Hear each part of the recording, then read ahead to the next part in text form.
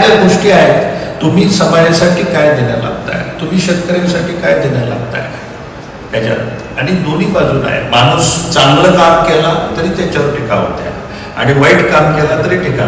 आपण त्याच्यापासून विचलित व्हायचं नाही.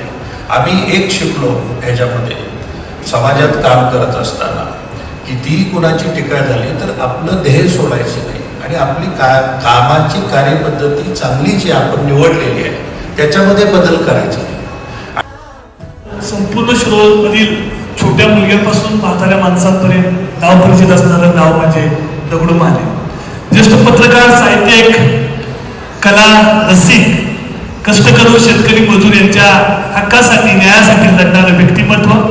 दैनिक पुण्यनगरीच्या माध्यमातून शिरोळ तालुका आणि भागातील विविध प्रश्नांना वाचा फोडून त्यांना न्याय देणारी भूमिका घेणारं व्यक्तिमत्व अर्थातच दगडू महाले साहेब.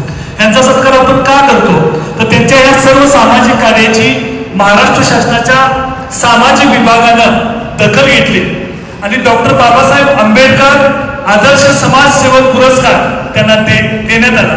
त्याबद्दल त्यांचा सत्कार.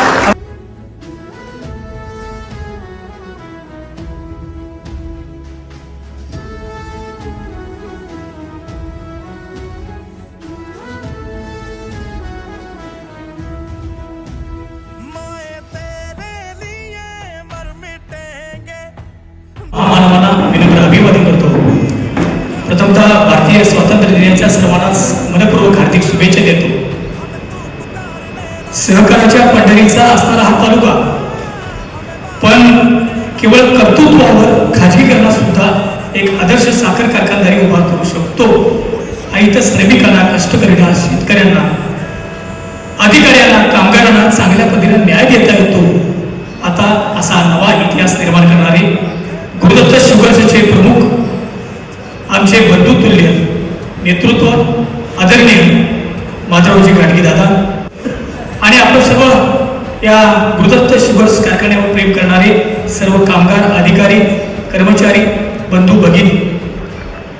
दादांचा आणि माझा तसा बघितलं तर दादा आता माहिती द्याल ते तो किस्सा तसाच होता.